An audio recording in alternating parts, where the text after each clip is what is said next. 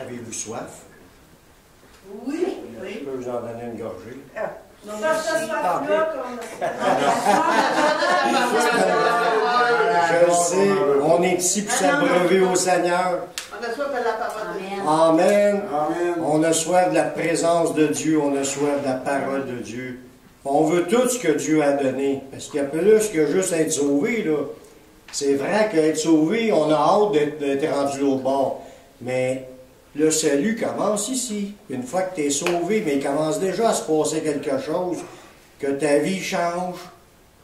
Tu as une paix que tu n'avais pas avant, tu ne sais pas où ce que ça devient, mais tu sais où ce que ça devient. Ça vient du Seigneur. C'est des miracles, cela. La joie, la vie qui est libérée, qu'on a plus de liberté, on respire plus. Souvent, il y en a qui sont convertis, leurs fardeaux ont tombé. Ils ont senti des fardeaux tomber, des chaînes qui ont été brisées quand ils sont venus au Seigneur. Puis là, on commence à avancer par la foi.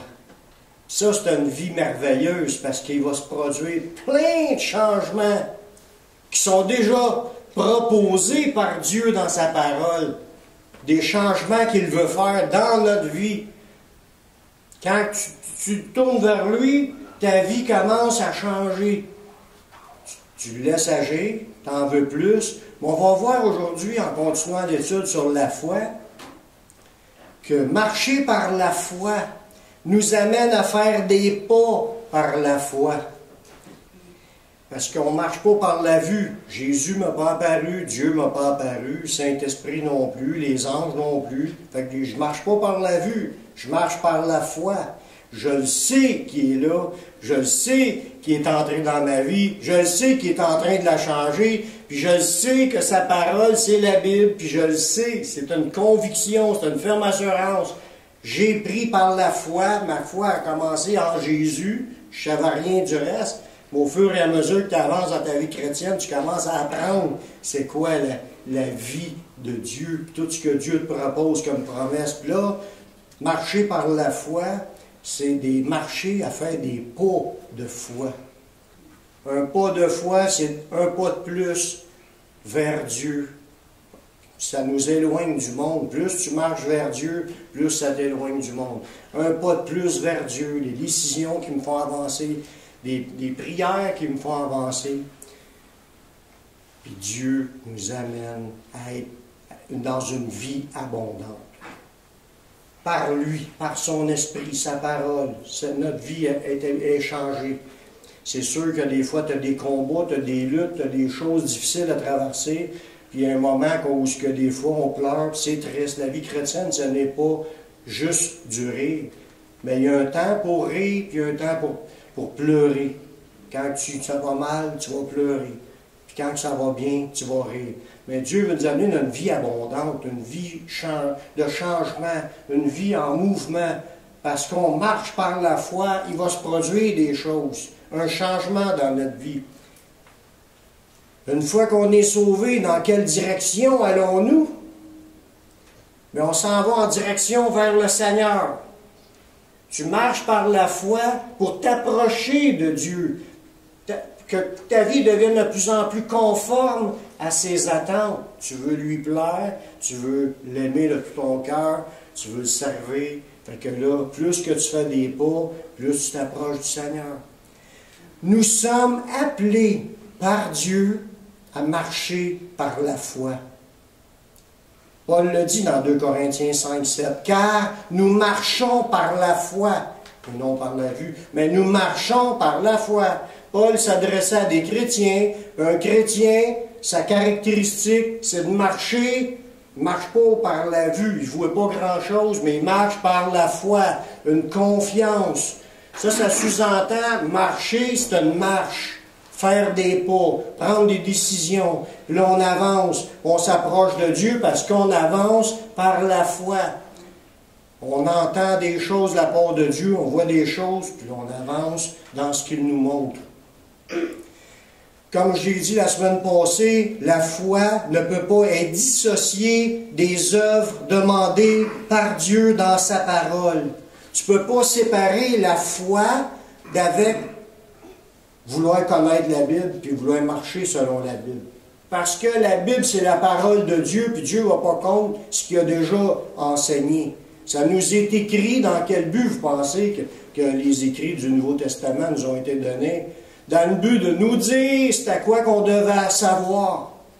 Donc, si j'ignore ce livre-là, je suis en train de dire, je marche par la foi, mais j'ignore le livre, c'est pas grave le livre. Bon, c'est dans ce temps-là, le livre. Puis là, on pense qu'on peut vivre un chemin par la foi sans la Bible. Ça, c'est le plus pire des mensonges qu'un chrétien ne peut pas se raconter. C'est le diable qui dit ça direct dans son esprit.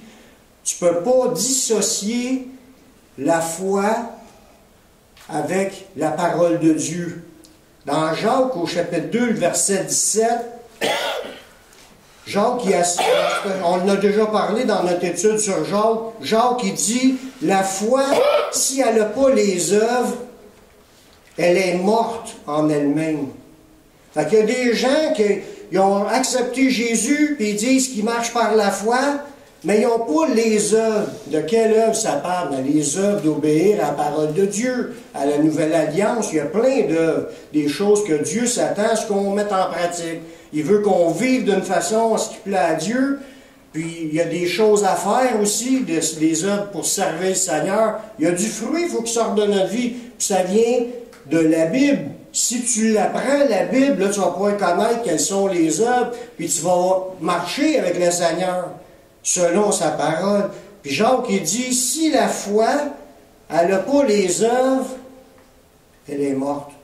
Donc, il y a des gens qui ont rejeté la Bible, puis c'est une foi qui est morte. Leur foi est morte parce qu'ils ont rejeté la Bible. Puis Jacques, il a dit 3 versets plus loin, il dit, veux-tu savoir, ô homme vain, que la foi sans les œuvres est inutile? Ça ne sert à rien, ça ne sauvera pas. Il faut que tu aies la foi.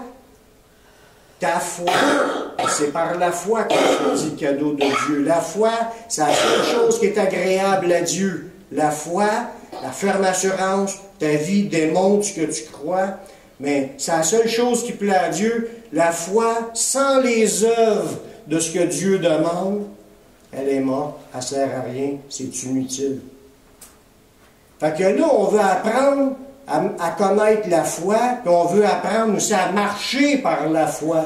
Donc, marcher par la foi, on va marcher en unisson, à l'unisson avec la parole de Dieu. Parce que notre foi doit être alimentée par la parole de Dieu pour que notre foi en Dieu soit démontrée en obéissance avec ce que Dieu enseigne. Nous sommes appelés à marcher par la foi, à l'exemple des hommes de foi qui ont existé dans l'Ancien Testament. Dans le temps de Jésus, il n'avait pas de Nouveau Testament décrit. Jésus a enseigné les choses, les disciples ont tous retenu ça par cœur, puis ils renseignaient ça aux autres. C'était du verbal. Mais les écrits d'hommes qui ont marché par la foi dans l'Ancien Testament, ils étaient là. Toutes les histoires que nous voyons dans Hébreux 11, ça nous explique les héros de la foi. Des gens qui ont marché par la foi. Puis là, il y en a un paquet. Je vais vous en donner 3 dans la liste. Dans Hébreux 11, le verset 17 à 19, je vais vous parler juste d'un verset d'Abraham. Comment est-ce qu'Abraham, qui est le père de la foi, il était justifié, il était déclaré juste par Dieu à cause qu'il y avait la foi. Mais quand on parle qu'Abraham avait la foi, c'était pas juste dire « Oui, je le sais que Dieu existe ». Non. Il a entendu Dieu lui demander quelque chose, puis il a obéi à ce que Dieu lui a demandé. Sa foi a été démontrée par ses œuvres. Comment? On va vous donner un exemple, il y en a eu plusieurs exemples dans Abraham, qu'on voyait qu'Abraham marchait avec Dieu. Mais dans Abraham, on va voir l'histoire dans Hébreux 11, les versets 17 à 19. C'est par la foi qu'Abraham offrit Isaac. Parce qu'il a entendu Dieu lui dire « Donne-moi ton fils en sacrifice ». Pourtant, Dieu y avait dit à Abraham que c'est dans ce fils-là que tu vas avoir une descendance aussi nombreuse que le sable de la mer. Puis là, il est comme sa foi est mise à l'épreuve.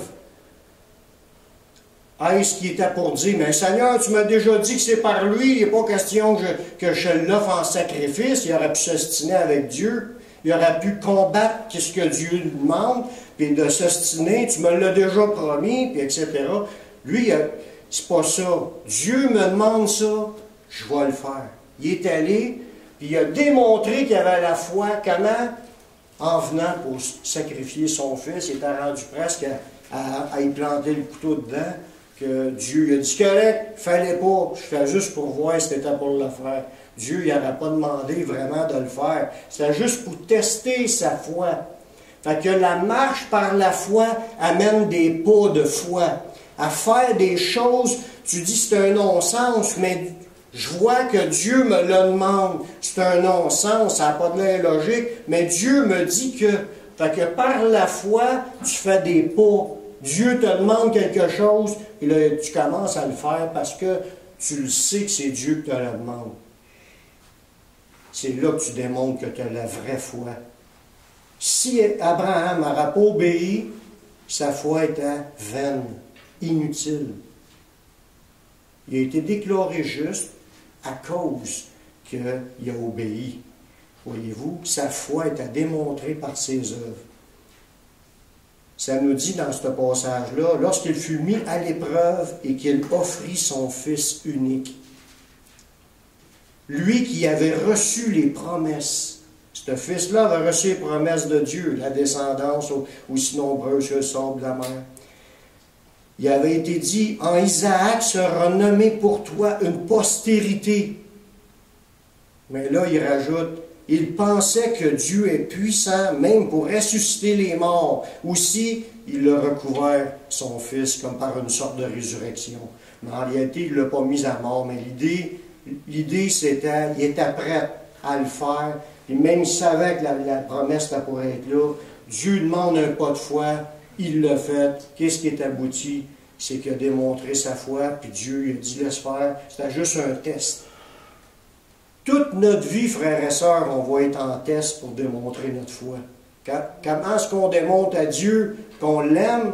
Jésus, il nous l'a dit, si vous m'aimez, gardez ma parole. C'est ce qu'il dit, Jésus. Tu veux montrer à Dieu que je t'aime. Seigneur, je t'aime. Seigneur, je t'aime. C'est facile de le dire. Là, il va dire, prouve-moi-les. Mais là, comment? Ben, garde ma parole.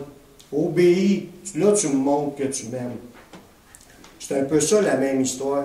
Un autre exemple de Joseph dans Hébreux chapitre 11, le verset 22. Parce que là, dans le chapitre 11, dans Hébreux, il nous raconte un paquet d'histoires de gens qui ont marché par la foi. Si vous avez le temps d'aller lire ça, vous allez voir que dans Hébreux, c'est clairement indiqué. Ils ont eu la foi, mais ils ont démontré leur foi par leurs agissements. Joseph était vous savez l'histoire de Joseph, il avait été vendu par ses frères, puis là il était en Égypte comme esclave, après ça il est devenu un prisonnier, puis par une suite de choses, il s'est ramassé comme à côté du pharaon pour y expliquer son rêve, puis là il a expliqué le rêve du pharaon, puis ça a fait qu'il a été établi le plus grand poste de toute l'Égypte. Ce personnage-là, qui est Joseph, un des fils de Jacob, un des 12 tribus d'Israël. Il était jeune, il a été ramassé en prison parce que ses frères l'ont livré, ils l'ont vendu à des Égyptiens. Puis là, il s'est ramassé là. Mais Dieu l'a élevé à être en tête de l'Égypte. Il y avait juste le pharaon qui avait un poste supérieur à lui. Puis là, il y a eu les 7 vaches grasses, les 7 années de vaches grasses, les 7 années de vaches maigres. Il y a eu 7 années d'abondance, 7 années de sécheresse. Puis ça, c'est l'explication qu'il avait donnée du rêve. Fait qu'il a ramassé des réserves. Après ça, il a permis que le peuple d'Égypte, avec leurs réserves, ils ont pu subsister aux 7 années de famine. Puis ça avait été une bénédiction pour le pharaon et tout le peuple. Et Abraham, ses descendants, mais ils subissaient la sécheresse eux autres aussi, puis ils se sont ramassés en Égypte pour aller manger, pour survivre, sinon ils seraient morts. Tout ça, c'était le plan de Dieu pour amener Joseph à être là pour protéger le peuple d'Israël, la future descendance d'Israël. Dieu avait un plan dans tout ça. Puis Joseph avait reconnu le plan de Dieu. Puis il s'est remontré à sa famille, puis il leur a dit de ne pas chicaner, c'était le plan de Dieu. Fait que, il est mort, Joseph, en Égypte, prospère, dans la bénédiction de Dieu. Puis tout le peuple d'Israël, il était là, en Égypte. Puis c'est là qu'on commençait à être esclaves des Égyptiens. La descendance des descendants d'Israël ont commencé à être esclaves, les Égyptiens. Il y a eu une histoire là. Mais l'histoire que je veux vous emmener, Joseph, c'était un gars qui était connecté avec Dieu. Il croyait en Dieu. Puis il vivait des expériences avec Dieu.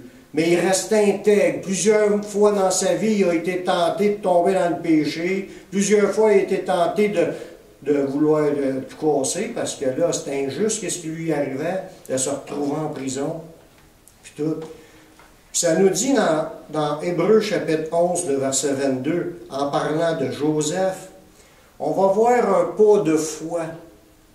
Comment est-ce qu'il croyait tellement en Dieu et au message qu'il recevait de Dieu, que quand il était en Égypte, puis ses frères et sœurs étaient rendus en Égypte, il a prophétisé, il a dit, un jour, Dieu va vous sortir d'ici de l'Égypte. Tout le peuple d'Israël va sortir d'ici, parmi le peuple des Égyptiens.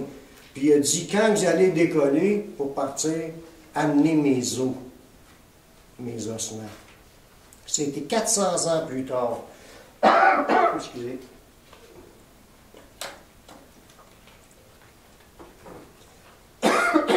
Excusez. C'est humide, on dirait, hein? On dirait. On dirait.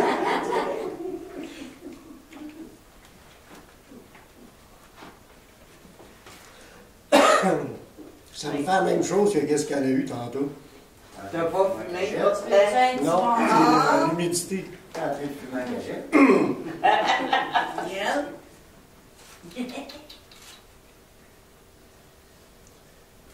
Puis là, Joseph, on va vous lire l'histoire dans Hébreux 11, 22.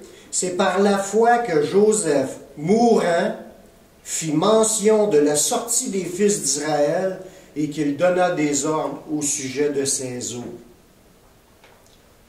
Par la foi, il a confessé qu'il croyait à la révélation de Dieu, puis il a annoncé d'avance pour dire que le peuple d'Israël était pour sortir de l'Égypte, puis que les gens devaient emmener ses os pour les enterrer dans la terre promise. Un autre exemple de Moïse. Moïse, dans Hébreux, au chapitre 11, verset 24. Vous connaissez l'histoire de Moïse. Moïse, le peuple d'Israël vivait en Égypte. Puis là, le pharaon, il a ordonné de tuer tous les enfants du peuple juif. Chaque fois qu'il y en a un qui venait au monde, les sages-femmes devaient l'assassiner. Les garçons. Et on voit que Dieu a mis sa main sur Moïse parce que Dieu voulait sauver la vie à Moïse, parce que Dieu avait son plan de se servir de Moïse pour sortir le peuple. Mais là, ils ont été mis comme dans l'histoire dans le film, mais vous pouvez aller lire l'histoire dans la Bible, c'est toujours mieux. L'enfant a été mis dans l'eau, puis sa sœur l'a suivi, puis là, il est arrivé auprès d'un des membres de la famille du Pharaon, a vu le bébé, puis là, il a voulu le prendre pour elle, puis le garder pour elle. Puis là, sa sœur a dit, « Tu veux-tu que je te trouve une nourrice? On va te le nourrir. » Puis là, elle a dit oui. Fait que là, c'est sa mère à Moïse qui a été payée pour pouvoir s'occuper de son bébé. Jusqu'à temps qu'il soit sevré, puis qu'il soit amené à celle qui était, je pense que c'était la fille du Pharaon, ou sa nièce, ou c'est qu'un membre de sa famille. Puis Moïse a été élevé dans toute la sagesse des Égyptiens. C'est un Juif, c'est un Hébreu, mais il a été élevé dans toutes les écoles puis les sciences de tout ce qu'il y avait en Égypte. Ce qu'il y avait de top. Quand tu dis le top, il était considéré comme étant un membre de la famille royale. Il était dans l'abondance, il était dans la bénédiction. Il a grandi là jusqu'à 40 ans. Il était bien installé. Le Pharaon devait être fier de lui dans tous ses accomplissements. Jusqu'au temps où il a commencé, ça le rongeait dans lui, de voir son peuple, parce qu'il savait qu'il était un Juif, lui. Il savait qu'il était un Hébreu. Puis il voyait son peuple qui était en esclavage en Égypte, à piler de la boue pour faire des blocs de briques, pour pouvoir monter les immenses...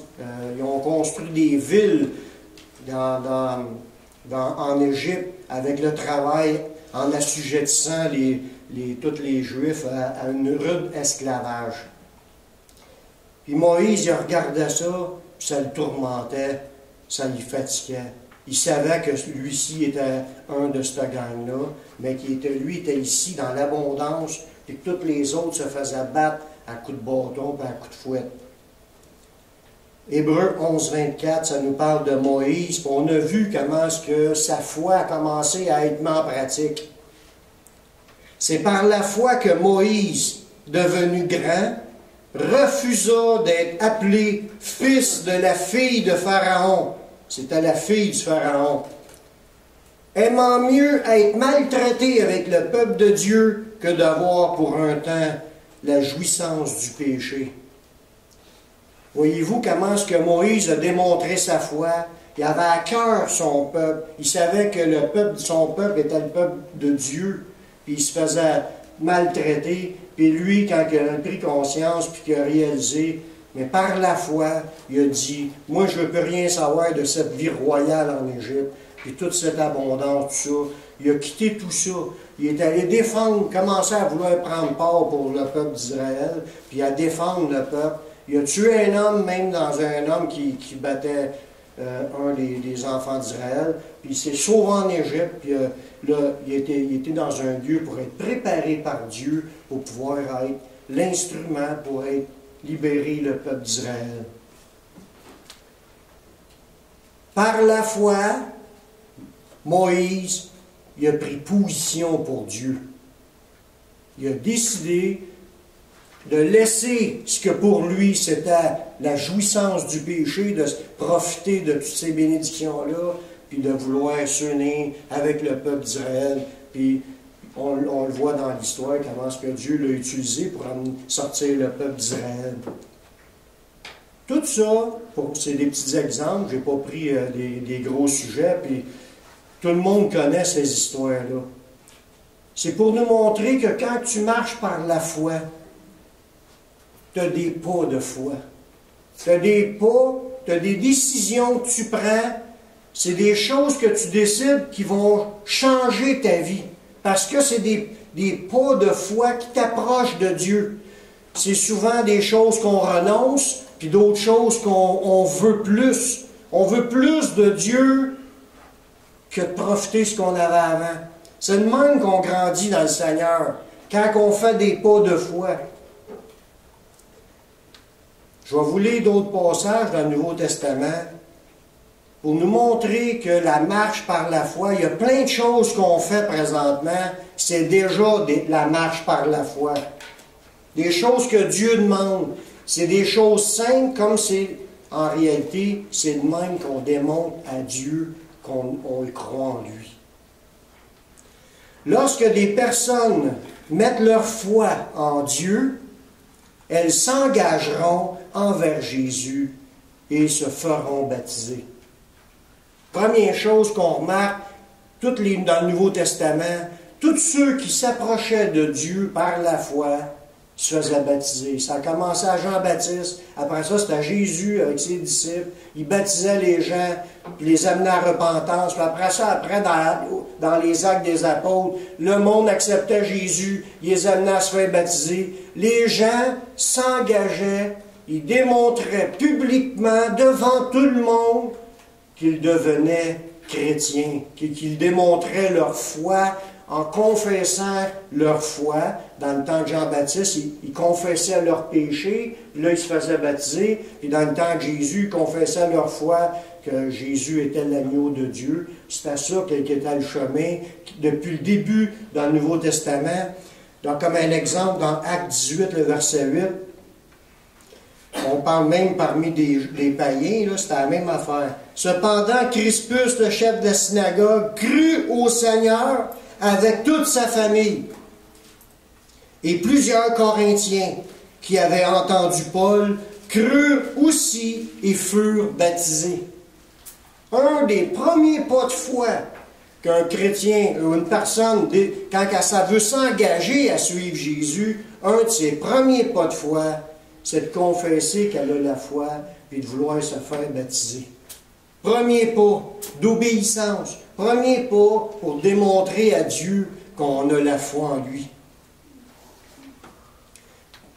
On va voir qu'il y a un paquet de petites affaires que Dieu demande, puis il y a beaucoup de gens, sans qu'ils y aillent penser, sont déjà en train de démontrer qu'ils marchent par la foi.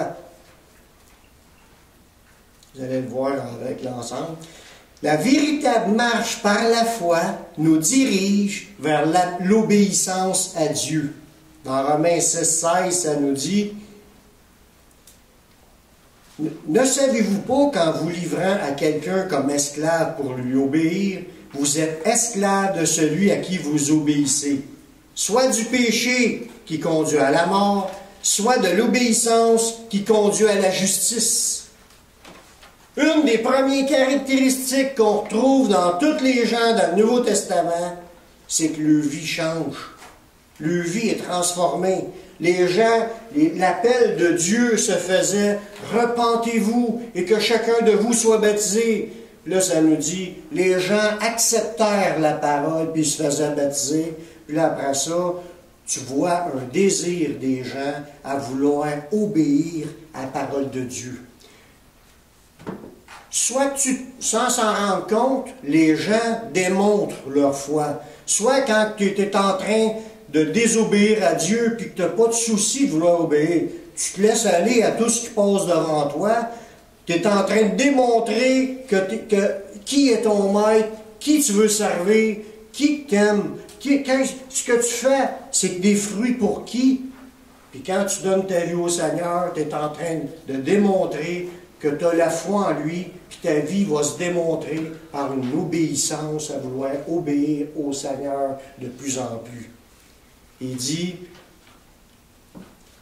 dans Romains 6, ce que je vous ai lu, il dit, vous êtes esclaves de celui à qui vous obéissez, soit du péché qui conduit à la mort, soit de l'obéissance qui conduit à la justice. Une des caractéristiques qu'on trouve sur tous ceux qui veulent suivre le Seigneur, c'est leur désir d'obéir à Dieu. Amen. Amen. Amen. Parce que c'est ça qu'on veut faire. Amen. La marche par la foi nous amène à vouloir connaître la parole de Dieu afin de grandir dans le Seigneur. C'est encore par la foi qu'on veut apprendre à connaître le Seigneur davantage, par vouloir connaître sa parole. Dans 1 Pierre 2,2, ça dit « Désirez comme des enfants nouveau-nés le lait spirituel et pur, afin que par lui, vous croissiez pour le salut. » Donc, une caractéristique de quelqu'un qui veut marcher par la foi, va faire des pas de foi en direction, mais plus que je veux m'approcher du Seigneur, mais pour croître, pour grandir. Mais ça me dit, je vais me nourrir de lait spirituel et pur, puis je vais grandir dans le Seigneur. C'est quoi qui est le lait spirituel et pur? La parole. La parole de Dieu. Fait que une caractéristique de quelqu'un qui veut démontrer sa foi, qu'est-ce qu'il va faire? Il veut apprendre de plus en plus ce qui est écrit dans la parole. Quand tu es un assoiffé de la parole, puis tu veux apprendre à connaître Dieu, tu vas apprendre à connaître sa parole, tu vas grandir dans le Seigneur. Tu es en train de démontrer que tu aimes le Seigneur parce que tu as une soif de lui. La marche par la foi nous amène à rechercher à être remplis du Saint-Esprit. C'est ce qu'on voit encore dans la parole. Il dit dans Éphésiens 5,18, ne vous enivrez pas de vin, c'est de la débauche. Soyez au contraire remplis de l'Esprit. Fait qu'il y a une caractéristique de quelqu'un qui marche par la foi, il a un désir de plus en plus, une soif d'être rempli du Seigneur, de vouloir vivre des choses avec le Seigneur, que sa vie soit changée par le Seigneur. Il en veut plus. C'est une manière de démontrer qu'on a la foi. Contrairement à ceux qui disent, on a la foi, mais tu ne les vois pas. Ils ne sont pas là. Ils ne sont pas dans les réunions, ils ne sont pas en prière, ils ne sont pas là. La vraie foi, tu veux démontrer que tu as la foi, marche, puis cherche la présence de Dieu. C'est encore une manière de démontrer ta foi au Seigneur.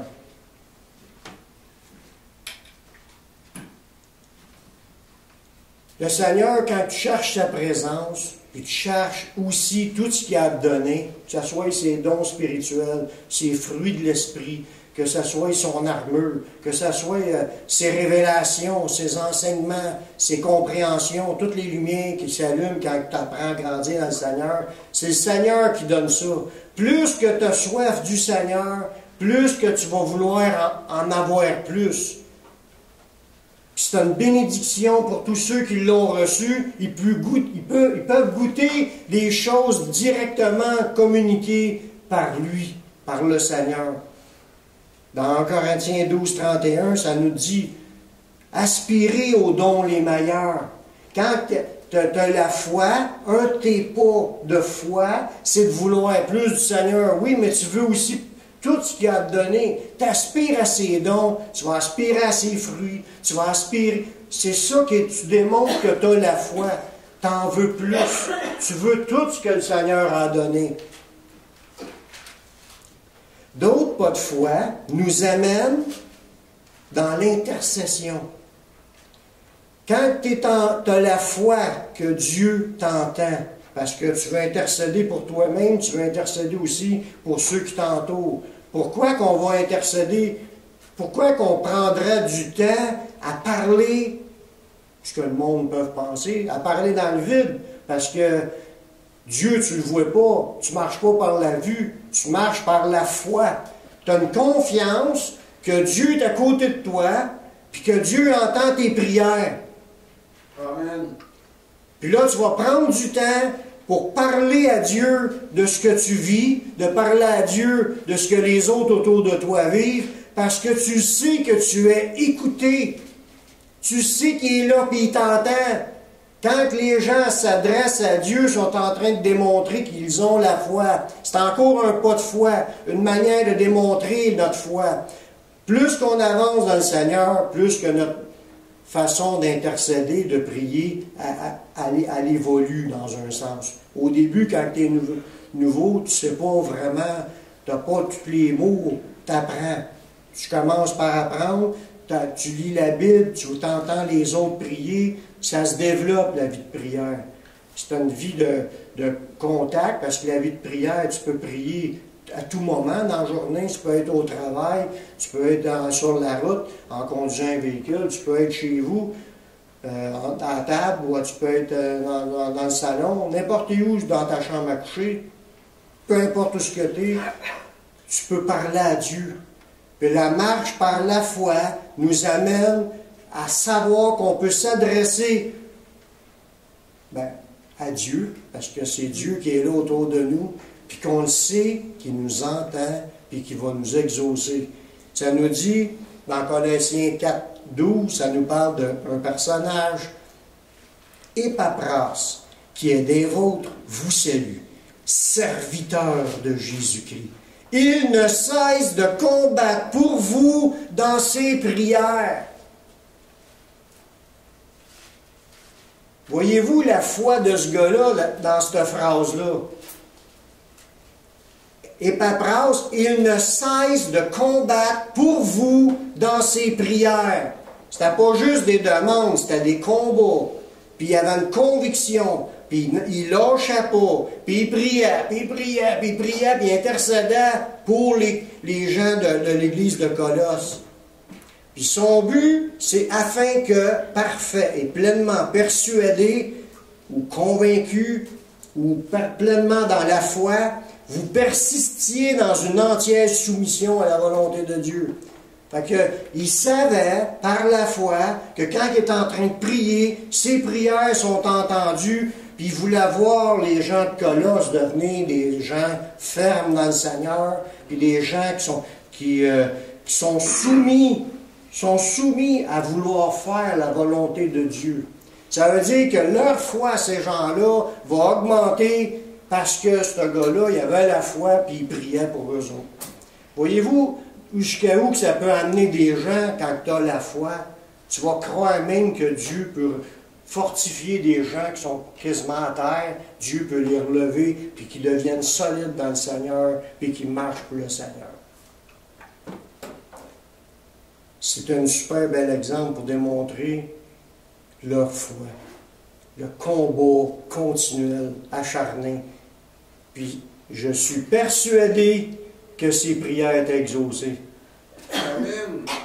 La marche dans la foi nous amène à rechercher la communion fraternelle et les réunions d'enseignement.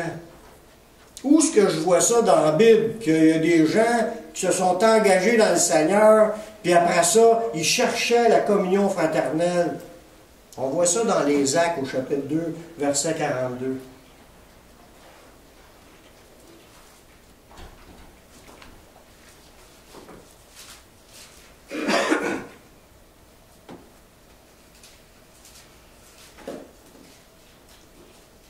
Ils persévéraient, parce que là, les premiers disciples, là, à Pentecôte, les premiers disciples étaient environ 120 personnes à la chambre haute en train d'intercéder pour recevoir la puissance du Saint-Esprit.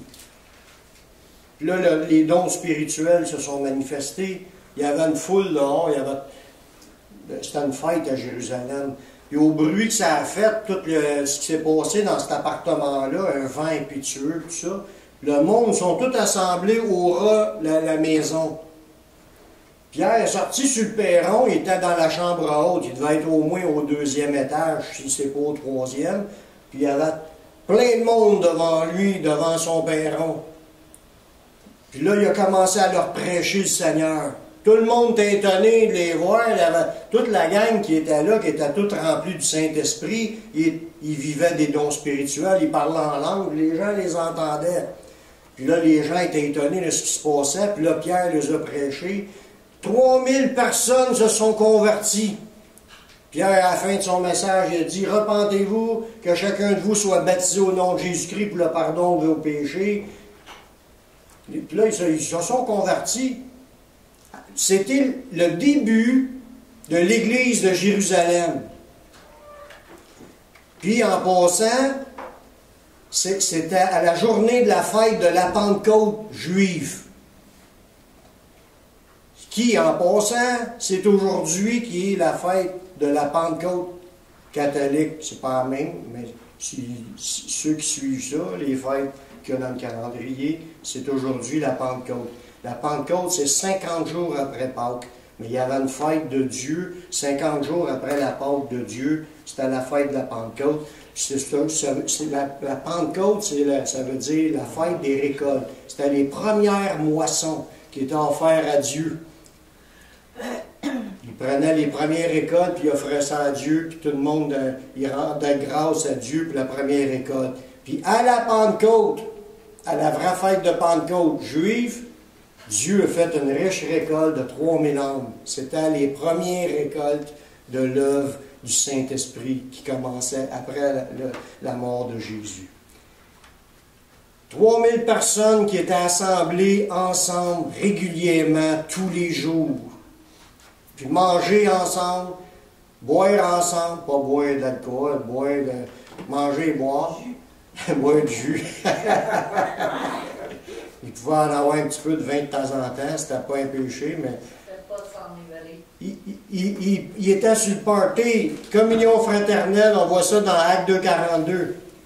Il persévérait, ça veut dire que c'était un fruit de quelqu'un qui marche par la foi. Son désir, c'est de toujours être là, de ne pas en manquer des réunions. Il persévérait dans l'enseignement des apôtres. C'était quoi les enseignements des apôtres? Mais Pierre continue à prêcher les choses qui concernent la Nouvelle Alliance, les enseignements de Jésus. Puis il devait y avoir Jacques aussi, il devait y en avoir d'autres qui prêchaient parmi les apôtres.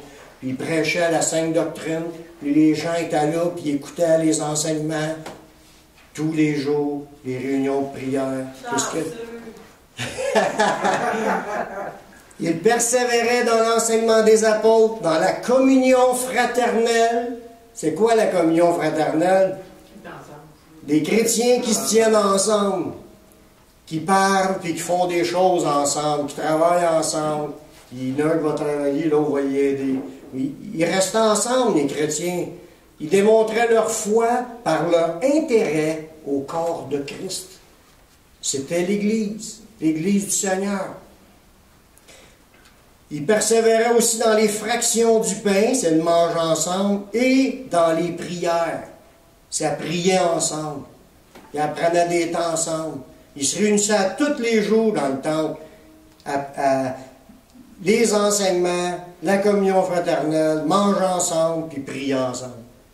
Une caractéristique de quelqu'un qui marche par la foi, c'est un gars qui cherche la communion fraternelle, les enseignements des apôtres, prier avec les chrétiens. La vie d'Église est démontrée par ce petit passage-là. Quand on est ici, on est en train de répéter ce qui s'est passé dans ce temps-là, mais peut-être en plus petit. C'est un échantillon. On n'est pas 3000. Mais c'est pas grave. Partout, à travers, dans toutes les villes et les villages, devrait y avoir des lieux de rencontre où ce que les chrétiens entendent des enseignements, prient ensemble, mangent ensemble, puis fraternisent. Des lieux de rencontre de l'Église du Seigneur. L'Église est à la grandeur de la planète, il y en a partout des membres de son Église. Puis c'est ça qui est en train de continuer jusqu'à temps que Jésus revienne. Alléluia. Amen. Amen. La marche par la foi va nous amener à fuir le péché, combattre le péché, résister au péché. Dans 1 Pierre 1,14, Pierre, c'est ce qui est en train d'encourager les gens. Comme des enfants obéissants, ne vous conformez pas aux convoitises que vous aviez autrefois quand vous étiez dans l'ignorance. Tu arrives au Seigneur, tu prends conscience de plus en plus c'est quoi ce qu'on devrait mettre en pratique. Puis là, tu te dis, non, là, c'est plus pour moi cette affaire-là. Moi, j'appartiens au Seigneur. Puis tu prends des décisions. Tu fais des pas de foi. Tu décides de renoncer à des choses qui t'attirent, qui t'entraînent, qui peuvent t'éloigner. Ou si c'est des péchés carrément, c'est sûr que c'est non. Faut apprendre à connaître sa parole, puis à connaître sa volonté, puis d'avoir un désir de plus en plus à vouloir se conformer à ce que Dieu demande. Fait que un gars quelqu'un qui donne sa vie au Seigneur, sa marche par la foi va être je me débarrasse du péché, je combats le péché, je vais résister au péché, que ce soit le diable, que ce soit le monde, que ce soit mes convoitises. Tu veux te sanctifier, tu veux devenir saint, tu veux devenir consacré au Seigneur. C'est ça qui est la vie, un des points de la marche par la foi. Dans notre marche dans la foi, nous aspirons à vivre des œuvres de plus en plus grandes. Pourquoi que je dis ça? C'est Jésus qui nous l'a enseigné. Dans Jean 14, 12, Jésus a dit à ses disciples, en vérité, je vous le dis, celui qui croit en moi fera aussi les œuvres que je fais. Déjà, arrivé à vivre les œuvres que Jésus faisait, il évangélisait partout, il priait pour les malades étaient guéris, il chassait des démons.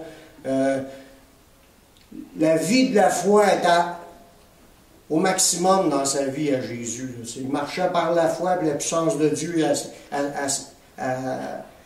c'était à plein. Mais il dit que il dit ceux qui croient en lui feront aussi les œuvres que Jésus fait et en fera de plus grandes. Wow! Parce que Jésus s'en va au Père. Amen. Fait que quelqu'un qui marche par la foi, il est déjà, premièrement, à l'étape déjà, à aspirer de devenir comme Jésus, puis faire comme Jésus faisait. C'est déjà une aspiration, c'est déjà des beaux pas de foi de devenir comme Jésus. Puis Jésus a dit, ceux qui marchent par la foi, ils vont faire des œuvres encore plus grandes que Jésus. Amen. Qu'est-ce qui sera des œuvres encore plus grandes que Jésus? Déjà, faire les celles que Jésus faisait, c'est déjà extraordinaire. C'est des beaux pas de foi. Quelqu'un qui est rendu à faire des miracles comme Jésus faisait, puis marcher dans la sainteté comme Jésus, prier comme Jésus, il affichait sa foi partout, il ne se cachait pas. Lui, déjà, était une personne qui témoigne de sa foi comme que lui l'a fait. C'est toutes des choses que lui faisait. Il était à compassion avec les gens, il a nourri des foules, etc. Qu'est-ce qu'on peut arriver? Peut-être qu'il y en a qui vont ouvrir des banques alimentaires plus grosses que ce que Jésus a fait. Peut-être qu'il y en a qui vont évangéliser en plus grande quantité des gens que Jésus a pu rencontrer. Ceux qui vont parler sur la radio, convertir le diable. Ça, lui, il ne peut pas se convertir. Oui, mais c'est de valeur, mais le salut n'est pas pour lui. Mais des œuvres plus grandes, voire parler à plus de monde en même temps, parler à des grandes quantités, parce que Jésus, il était dans son territoire. Fait que, qu'est-ce qui sera le maximum de marcher par la foi, là? Alors, regardez votre foi, vous voulez faire des pas de foi, tu marches par la foi, tu vas faire des pas de foi, mais dans ces domaines-là, jusqu'à où on vise, là? On veut-tu être comme Jésus? On veut-tu faire des œuvres encore plus grandes que Jésus? Hein? Quelqu'un qui marche par la foi doit aspirer à se rendre dans ces choses-là parce que Jésus a dit qu'il le ferait. Oui. Il dit celui qui croit en moi fera aussi les œuvres que je fais et en fera de plus grandes. À cause de quoi qu'on va en faire des plus grandes? Parce qu'il s'en va au Père. Jésus est là, puis il nous accompagne, puis il nous soutient, puis il nous guide, puis il rouvre des portes. C'est lui qui fait l'œuvre à travers de nous. Fait que, think big, décide de demander au Seigneur qui te guide dans les œuvres. C'est des pas de foi. Il va t'amener où ce qu'il veut t'emmener. La marche par la foi nous amènera à témoigner de Jésus puis de sa parole. Quand tu as la foi, tu as une ferme assurance en Jésus. Qu'est-ce qui nous empêche de parler de lui? Tu as la foi. Dans Romains 18, ça nous dit « La parole est près de toi, dans ta bouche et dans ton cœur. C'est la parole de la foi que nous prêchons. » Les apôtres, lui, celui qui écrit la lettre, il dit « La parole de la foi, on la prêche. » C'est quelque chose qui était dans notre cœur et dans notre bouche. Puis on en parle partout ce qu'on s'en va. On l'annonce à tout le monde. Quelqu'un qui marche par la foi, son désir, c'est de vouloir que la parole soit entendue. Il veut répandre le message. Il va en parler à sa famille, il va en parler à ses amis, il va en parler à ses voisins, il va en parler à tout le monde. Le message, c'est ce qu'il y a le plus précieux dans ce monde, ce message. C'est le message du salut pour quiconque croit. Il ne faut pas limiter Dieu et dire, Seigneur, le Seigneur voudrait que tu parles, mais là, toi, tu n'oses pas. Non, on a la foi, osons. Faisons des pas de foi. Osons ouvrir la bouche. Puis au début, peut-être, c'est forçant, mais après ça, ça va sortir tout seul. Il faut qu'on en vienne que notre foi soit plus grande que nos craintes, nos peurs, etc. Le prochain verset, là, c'est vraiment hot. Ils sont tous bons, mais celui-là, j'ai compris de quoi en lisant ce passage-là. La marche par la foi nous amène à confesser des paroles afin de voir le surnaturel. Dans Marc 11, 21 à 24.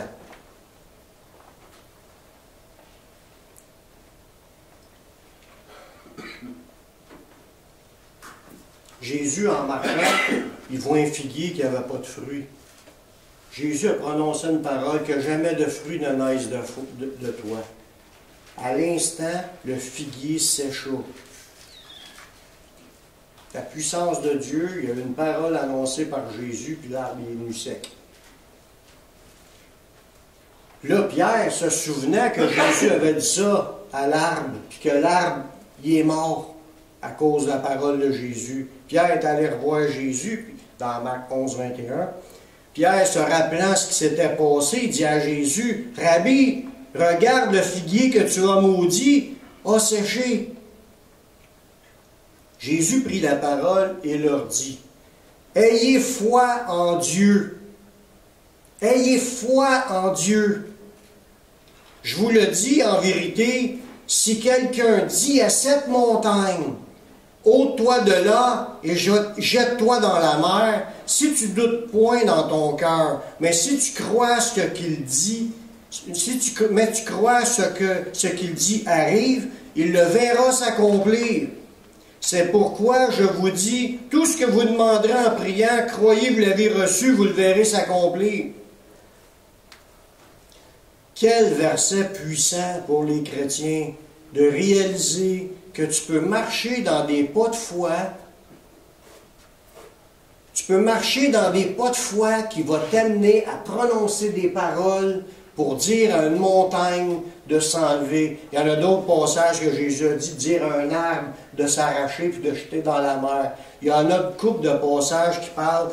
Il nous dit, Jésus, ayez foi en Dieu.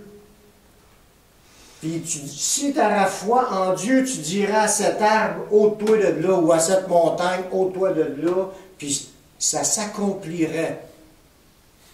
La véritable, pas la véritable, la foi en Dieu, parce que tous les points que j'ai nommés, c'est tous des points qui démontrent que vous avez la foi, puis qu'on doit aspirer à vivre la foi dans tous les autres points que vous n'avez pas encore atteints. Disons que c'est la base de la vie chrétienne, ce qu'on vient de mentionner. Mais celle-là, c'est comme, pour moi, c'est la cerise sur le gâteau. Quand on va arriver au bout, là, d'être capable de prononcer une parole en ayant de confiance, parce que Dieu me dit de tasser cette montagne-là, ça peut être n'importe quoi dans notre vie. Tu as des gros problèmes dans ta vie. Là, tu vas parler à ce problème-là, puis tu vas dire, basé sur un verset de la Bible, Dieu me dit que tu vas t'enlever de là, puis je t'ordonne de t'enlever de là, problème. Au nom de Jésus, il dit, si tu auras la foi en Dieu, tu vas commander, tu vas le dire à cette montagne, à ce problème-là, ôte-toi de là, c'est fini, Dieu m'a réglé mon problème, puis je prends autorité dans le nom de Jésus, puis là, tu chasses ce problème-là. Puis il dit, si tu ne douteras pas dans ton cœur, et tu crois que ce que tu dis arrive, tu vas le voir s'accomplir. Amen. Pourquoi on va le faire? Parce que Jésus a fait des promesses, puis il a dit que ça sera ça. Fait que si tu es assis dans cette promesse, tu as saisi par la foi, tu vas oser dire. C'est un pas de foi. Tu vas oser prononcer. En réalité, quand on a accepté Jésus, on a osé prononcer que Jésus était le Sauveur, qui est à mort sur la croix pour pardonner mes péchés, puis qui est ressuscité, puis c'est son sang qui me sauve. On a osé le confesser. Ce qui est arrivé, c'est qu'on a reçu le salut. Merci Seigneur. Mais toute la vie chrétienne, les promesses de Dieu, c'est la même chose. Toutes les promesses qui sont là, osons, par la foi, les confesser. Prenons-en une, là, vous avez un problème financier, sortez un verset, c'est que Dieu a dit qu'il pourvoira tous vos besoins. Confessez cela. Mon Dieu pourvoira à tous mes besoins. Il l'a confessé dans tel verset. Moi, je le confesse aujourd'hui, je le proclame, que je vais recevoir selon mes besoins, parce que Dieu l'a promis. Je le confesse, je le crois, et il dit, si tu le crois, tu vas le voir s'accomplir. Amen. Amen. Gloire à Dieu. Marcher par la foi dans tous les points, c'est qu'on continue à avancer en faisant des pas dans ce que la vraie vie chrétienne devrait être dans notre vie. Jusqu'au point d'en arriver une fois qu'on veut voir du surnaturel. Jésus arrive devant un aveugle, puis il dit, « Ouvre-toi ». Il ne parlait pas au gars, il parlait aux yeux de l'aveugle qui ne voyait plus. Il a dit, ouvre-toi. Il ne doutait pas dans son cœur, puis il croyait à ce qu'il était en train de dire. Ça arrive. Ting, les yeux se sont ouverts. Jésus le met en pratique, ça. Et il dit, tout disciple, il dit, ceux qui marchent par la foi, ils vont faire les mêmes œuvres que j'ai fait. Ils vont en faire des plus grandes, peut-être en plus grande quantité. Ça prend du monde qui ont la foi, puis qui la met en pratique. Tu pries pour les malades. Commencez à prier les uns pour les autres. On veut voir des miracles. Puis, puis je connais un gars, un témoignage sur Internet. Le gars se promène dans les rues, puis il prie pour les malades. Puis il y en a des gens aujourd'hui, plein, qui sont guéris, puis ils filment pendant qu'ils sont en train de prier. Puis après ça, le gars, il confesse qu'il a été guéri.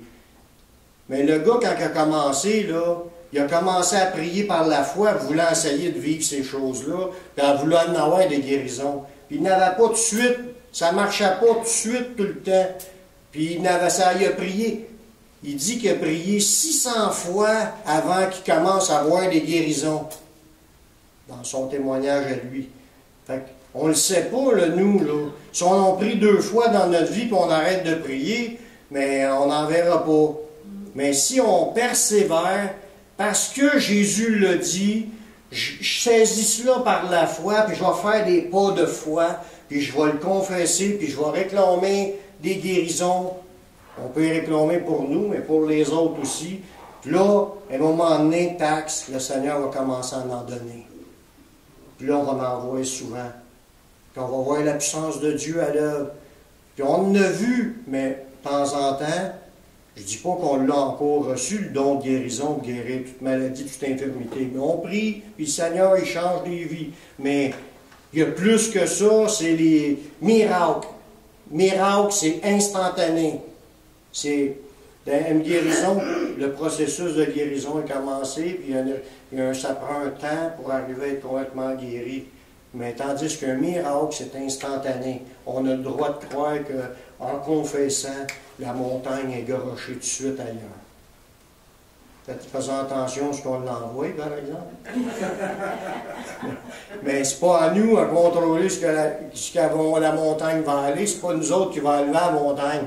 C'est Dieu qui va répondre. Il dit, ayez foi en Dieu, que lorsque tu vas le confesser avec foi, c'est Dieu qui le fait. Jésus a dit, j'allais en faire des plus grandes, parce que je m'en vais au Père. C'est Jésus qui le fait, le miracle. Nous, on fait que le confesser. C'est là qu'est un pas de foi. Un dernier verset. La marche par la foi nous fait rechercher ce qui vient de Dieu. Ah, Dieu l'appelle? Instantané. Ouais. La marche par la foi nous fait rechercher ce qui vient de Dieu. Voulez-vous vivre des choses avec Dieu? Oui. Voulez-vous voir ce que... Bien, déjà, dans notre mode de vie, on est là, on a des choses qu'on met déjà en pratique. On démontre déjà qu'on a la foi. On n'abandonne pas certaines affaires. Mais il y a plus loin. On n'est pas rendu au maximum de l'accomplissement dans notre vie. Je ne suis pas rendu comme Jésus. Y en a-t-il un qui est déjà rendu comme Jésus? Non. Non. Donc, on continue à avancer par la foi, à faire des pas de foi. On veut devenir comme Jésus et faire les œuvres encore plus grandes. On aspire encore plus. Amen. Amen. Dans Colossiens 3:1, il dit, « Si donc vous êtes ressuscités avec Christ, cherchez les choses d'en haut, où que Christ est assis à la droite de Dieu. » Prions. Seigneur, je te remercie pour ta parole qui nous parle de la foi, mais la marche par la foi. Je te demande, Seigneur, de nous amener à être des gens qui font des pas de foi, qui marchent par la foi, dans tout ce que tu nous demandes. Des fois, des choses qu'on n'a pas atteint encore, mais je te demande de nous donner, de vivre à 100%, comme ta parole nous le demande, d'être des gens qui se sanctifient, qui combattent contre le péché, qui marchent par la foi en confessant notre foi aux gens, qu'on puisse évangéliser, parler de toi, qu'on puisse aussi voir quand il y a des malades, puis des personnes qui souffrent ou des personnes qui sont liées, qu'on prenne autorité dans le nom de Jésus, qu'on cherche à voir le surnaturel. Seigneur, tu l'as promis dans ta parole, puis fais-nous avancer dans des pas de plus en plus conformes à comment ce que tu étais. Seigneur, toute la gloire te revient en toutes choses, parce que c'est toi qui vas le faire. On te remet nos entre tes mains dans le nom de Jésus. Amen. Amen.